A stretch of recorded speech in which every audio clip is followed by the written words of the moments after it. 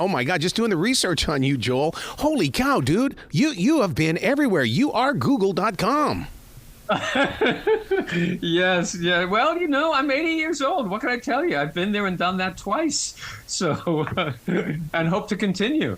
To put this book together, it must have been a self-implosion because of your personal experiences. You've been through so much, and I'm just so glad that you finally released it from your mind, body, and soul. Thank you. Well, you can thank Joaquin Phoenix for that.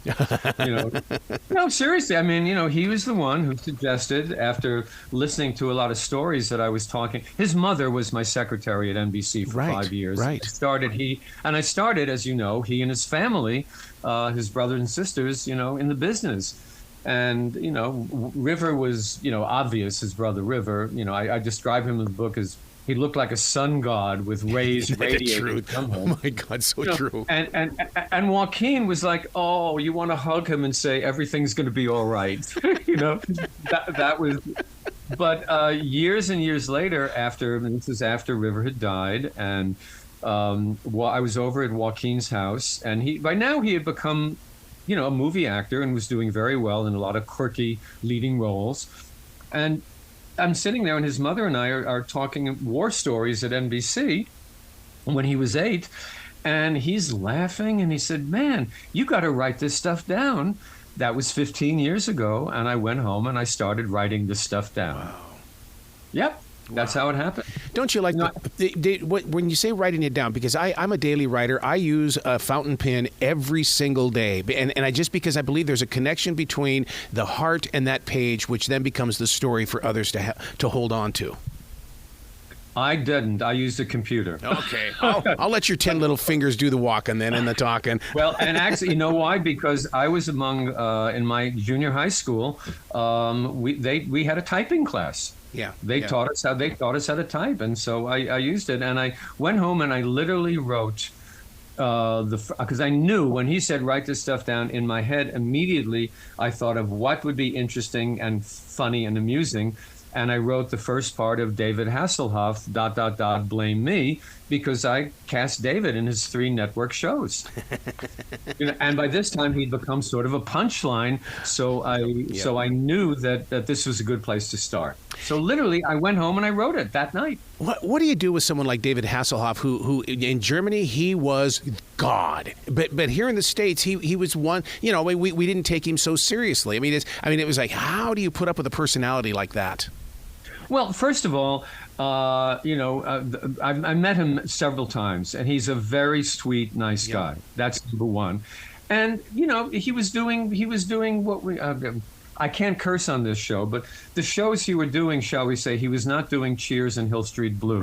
Right. He was doing, nonsense shows. He was doing fluff. He was doing very commercial shows, But you can't blame the actor for doing them. That was what he was doing, and he did them very, very well.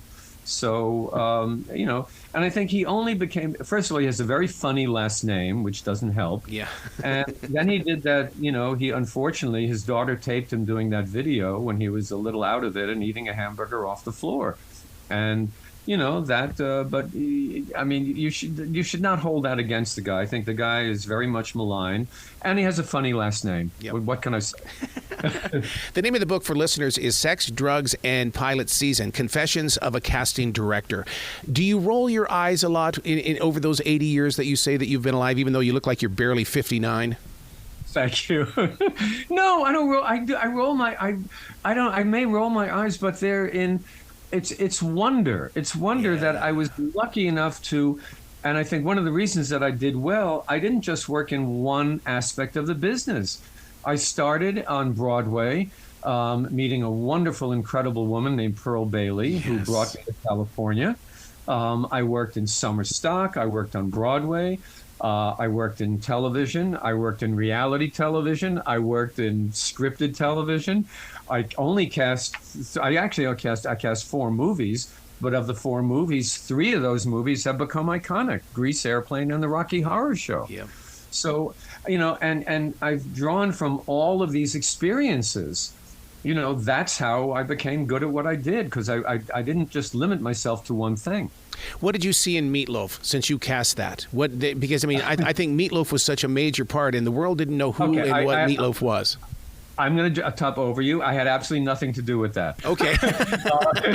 No, Meatloaf, when I was casting Rocky Horror Show, I worked with wonderful casting directors in New York, and Meatloaf walked into an audition in New York. Okay, simple. No, what I did have to do with, I had to manipulate Susan Sarandon into the movie. Wow. Susan, and I don't know how much time I have, so I'm trying to make it short, but basically, Susan, I knew Susan wanted to do it. I had met Susan Sarandon and her then husband, Chris Sarandon, in New York, and I had a little dinner party at my dinner party, spaghetti and meatballs on laps. So in my one-bedroom apartment in California, and at this dinner party was a man named Barry Bostwick and his manager, Bob Lamont. Well, I didn't realize this, but Susan and Barry locked eyes, and 2 days later, she left Chris Sarandon, and she and Barry were a couple. Wow. Okay, so that's background to all of this. And by the way, this was happening in front of me, and I had no idea it was happening. So, but this was around the time we were casting the movie. And I knew that Susan wanted to do it because she had seen it, she'd seen the play and loved it. But she had brand new agents, and she didn't want to offend her brand new and powerful agents. And what had happened is I had called her agents and said, I'd like to set up an audition for Rocky Horror. I'd like Susan to come in. And they cut me off and said, oh, no. This is not the kind of project we want for her, and she certainly won't audition. So that, and then in my mind goes, okay, you're going to play that game? Well, watch my game. And so I called Bob Lamont, and I told him to tell his client, Barry, bring Susan to his audition, and I will take care of everything else. So Barry comes in for his audition. And by the way, what Barry didn't know was the director, Jim Sharman, already knew Barry's Broadway work, and so Barry was a lock. Okay. He was only auditioning as a formality, but he didn't know this. So I get up on the stage and start reading with Barry. And I get 2 sentences into it, and I say, this is ridiculous. Why are you reading with me? Why am I playing Janet? Susan, can you come up and help me with this? Could you please read with Barry? I think it might be a better read. Look at you. So Susan comes up on stage and reads with Barry. And the Jim Sharman, the director, turns to me and said, who is she? She's wonderful. And I told him. He said, can she sing? I said, I don't know. And I said, Susan, can you sing? And she said, well, I didn't prepare anything. I said, well, can you sing Happy Birthday? And she sang Happy Birthday in that same sweet soprano voice that you hear. So that's how Susan Sarandon got into the movie. Wow. Without offending anybody, because at that point, it was an offer. She didn't have to audition. So the next day I called. They said, we're offering Susan Sarandon the role. There's a little coda to that, of course, if you remember in the book. She and Barry, who were kind of a couple, go off to London to shoot the movie. And 2 weeks into shooting, they are no longer a couple. Oh, no. And then, as I say in the book, and Susan sort of liked to boff upwards because her next 2 boyfriends were Louis Malle and David Bowie.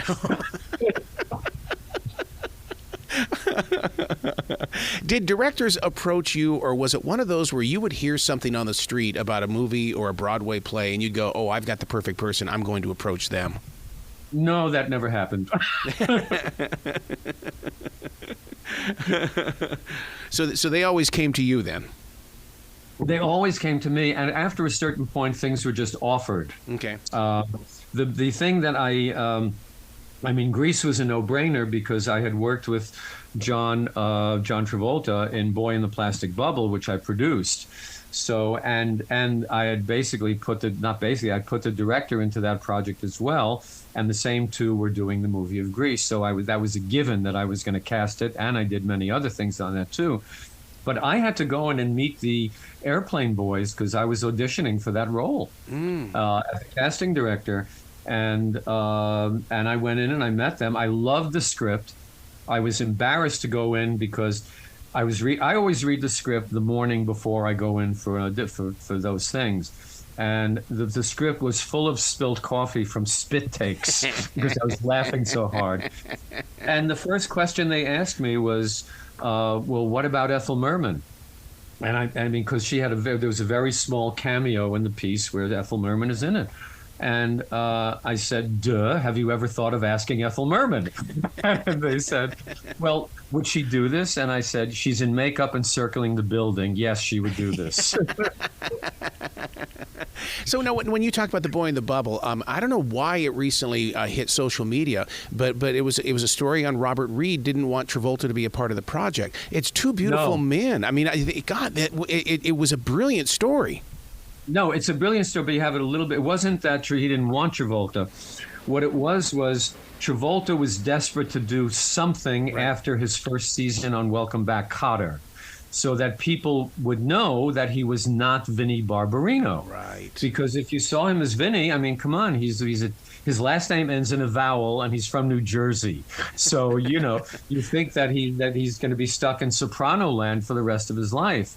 But Boy in the Plastic Bubble was like a 180-degree different kind of a character. Wow. And it was a TV movie that I knew that it would only take, he only had very little time off between season 1 and season 2. It's called the hiatus. But he could do this movie in that time period. He was unable to do another movie called Days of Heaven, which went to Richard Gere. And that project went on for like 6 months. Wow. So he wanted to do something, and this script came at the right time at the right place. So Travolta loved the script and wanted to do it, and as everybody else in the project did, except Robert Reed.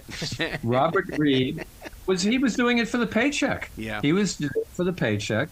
And when he realized that he wasn't the center of the piece, which he was used to being, that everything had to be revolved around getting Travolta out in 17 days. And it was hard. His schedule was very hard. I understand it. One day, he has naturally curly hair, and he had to, one day the hair had to be straightened, and then it had to be rekinked and then straightened again. Wow. Those are not really pleasant experiences. Right. And he was a bit of a pain in the ass. And and then he was the only one in the cast who was like that. And I went into his dressing room to make nice. And as you have read in the book, I was giving him a back rub, and then, shall we say, the deed that shouldn't have been done got done. So we'll leave it at that. You got to read the book for the detail. Well, speaking of reading this book, and there's so much in here because we all read the National Enquirers and the TV guides and things like that. Your book identifies the truth in the way that I had no clue that Miami Vice almost didn't get Don Johnson. I mean, I can't imagine that, but I read it in your book. Yeah, I laid it out, I think, very, very accurately because, I loved Don as an actor, but he had done 3 pilots for NBC that failed. So the stupid network part of my brain said, well, do we want to do a 4th with Don? Okay. So I was on the fence and slightly negative. Another executive wanted Larry Wilcox from Chips, which I thought was a really stupid idea. And, we just couldn't get it together. And fortunately, my boss, the brilliant Brandon Tartikoff, said, well, why don't we just let the creators have who they want? And that was how that happened. And so they wanted Don, and obviously it worked. My contribution was Philip Michael Thomas. That would have been a good one, too. Well, no, it wasn't a good one. He was there. I mean, Philip Michael Thomas did get the part of his partner. Right. And I thought that they would be equal, but it just didn't work out that way. I mean, Don was definitely number 1, and Philip was Michael 2. Yeah. I had cast Philip Michael Thomas in a couple of plays and Broadway things, so I thought that he looked great, and I thought it would work. They were a good partnership, but you never know what's going to happen on television, and Don emerged as a much more dominant partner in that piece. Yeah. I had a program director tell me one time that being a director of anything, it's 90% psychology. So when you are facing Ricky Schroeder and Jason Bateman, I mean, you had to have been a psychologist in making sure that Jason was a well-protected guy. Well, yeah, because, I mean, it was, I don't know about a psychologist. I didn't do very well. but he was cast, and the combination was great. But who knew that Ricky Schroder's mother was going to be the villainess and say, "This is not we signed up for the Ricky Schroder show, not a pair, and which is a really dumb move, as opposed to Ronnie Howard's mother and family, who said we were thrilled to have Henry Winkler's success as Fonzie." It's just And unfortunately, I brought in Alfonso Ribeiro to replace Jason, which was, I thought it was a good idea, but it wasn't, because you needed someone really funny instead of two straight men. Yeah. So it worked out that way. But again, we knew what we were doing, because we knew we had Valerie's family coming up, and so we knew we wanted Jason for that. So we put Jason in another show that we knew was never going to last. But we kept him off the market until he was ready for Valerie's family. Yeah. This is a little deviousness on my part, but there is, I'll do anything to make sure that I get the person in the part, even if it takes a little deviousness. Yeah. Because, maybe that's why I was a good casting director. in radio, there's one way. When we built teams, morning teams and afternoon drive teams, there were three elements that we had to have: a dick, a dork, and a deer. Did you go into any project like that as well? No, but I love the word. I mean, because you like you said, you were talking about how you had two leading guys with Ricky Schroder, and it was kind of a mismatch, and so I always look for that. Okay, this one's going to be different. He's got to be more different than the other guy. They can't be the same. Well, it's called the chemistry, and no, come on, it's not even casting 101. You'd have to have a comedian and a straight man. Yeah, you need someone to. Here's another example that I did in the movie Grease. First of all, the Eve Arden character. Oh the principal. Principal.